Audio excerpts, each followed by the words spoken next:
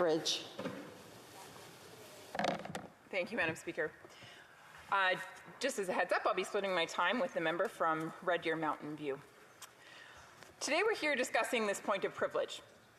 It's interesting that we use this term around privilege, because the privilege that we speak of is that a member of this place would be able to exist and do his job without any fear or intimidation from a foreign entity. That's the point of privilege. That seems like something that we should be able to take for granted, something that we should just be able to count on day in and day out, not only as members of this place, but actually as the general Canadian public. Now, why should we be able to count on that? Why should that be our existing reality day in and day out? Well, it's because we belong to the country Canada. And as citizens of this fine country, we should have a government in place that prioritizes the safety and security of Canadians. Why? Because the safety and security of Canadians is the foremost job of any government, no matter their political stripe. If you do not keep the citizens safe, if you do not secure our borders, which are not just land borders, but borders as in the security and safety of persons, if you do not maintain that, you have little else as a country. Without safety and security being accomplished, you then are not able to pursue economic well-being or prosperity. You are not able to dream for a vibrant future and what's possible. You are not able to implement environmental policies.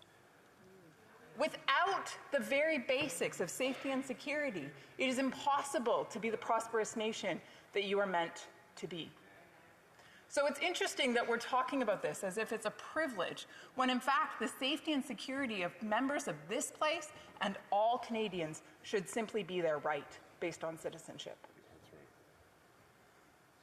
Now, what prompted this debate today?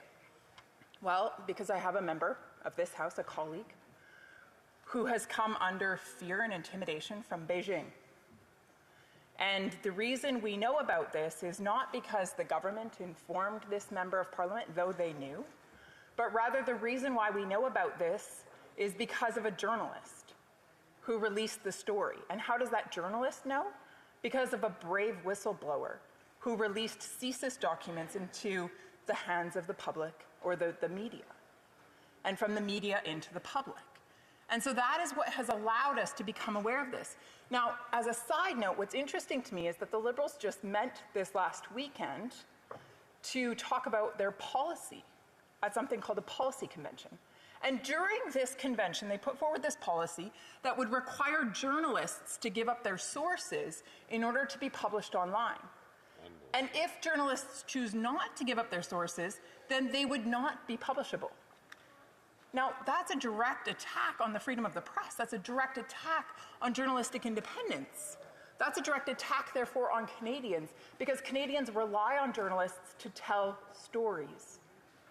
They rely on journalists to tell the truth, to reveal things that the government might want to hide, or that other corrupt actors in this country might not want Canadians to know. So when the government wants to hinder the ability of journalists to tell the stories that need to be told, that is very disconcerting, not only to me as a member of this place, but to Canadians at large, because it is their freedom, their ability to access information, that is then put at stake. Now, the reason that we are here today is because we found out that this colleague of mine, the member for Wellington Halton Hills, was the target for intimidation tactics, threats, and not only him, but also his family. And these attacks came from Beijing. And we know that the Prime Minister knew about this 2 years ago. We know this because intelligence documents tell us that. And yet the Prime Minister chose to remain silent and did not give this member a heads up. So when did this member find out? This member just found out about a week ago. And the way that this member found out is because a journalist gave him a call and wanted him to comment on this news. And now you can imagine how shocked my colleague was finding this out from a journalist. Now, as time has gone on, more of the story has been revealed.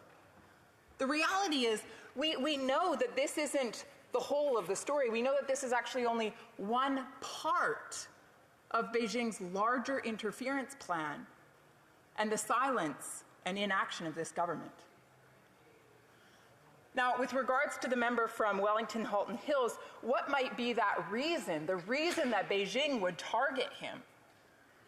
Well, we suspect that it's because of a position that he took on a motion that would declare the Chinese government's attack against the Uyghur people, which is a minority group within China, that we would call that out as a genocide.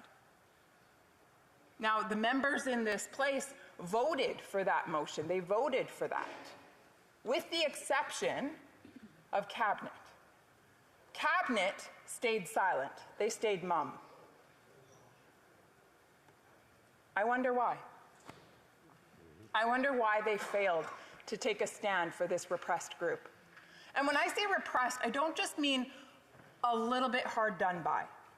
When I talk about the Uyghur people of China, I'm talking about a minority group that essentially lives in enslavement. They live in prison camps. I'm talking about a group that the government is looking to destroy their human spirit. I'm talking about a group that is forced into mass sterilization. That is genocide. I'm talking about a group where they separate the children from their families. I'm talking about a group that is physically tortured, mentally tortured, sexually abused. Women are raped. I'm talking about all of this being done at the hands of Beijing while these individuals are huddled like cattle into these concentration camps, these encampments. And so this place debated this motion.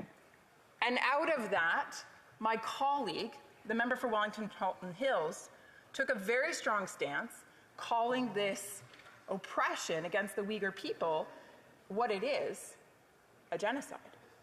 Now, of course, from there, then these threats ensued. Again, coming back to the fact that this government knew, for 2 years, this government knew that that was happening and said nothing.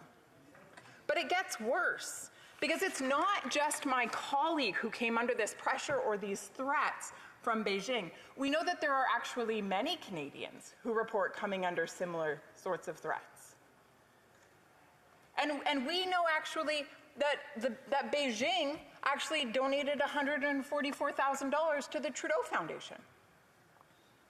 And we know that Mr. Trudeau, the Prime Minister, we know that the Prime Minister's brother, Mr. Trudeau, Alexander Trudeau, to be clear, was the one who signed off on that donation.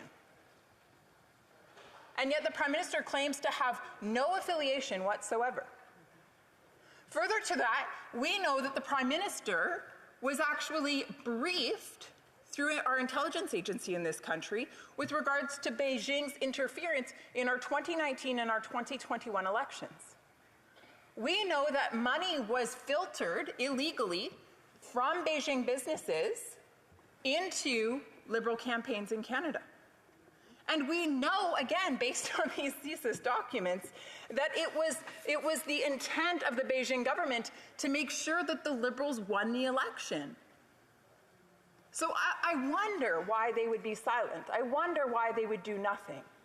I mean, after all, it is the government's responsibility to keep Canadians safe and secure.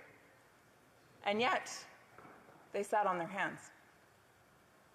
Perhaps a $144,000 donation to the Trudeau Foundation.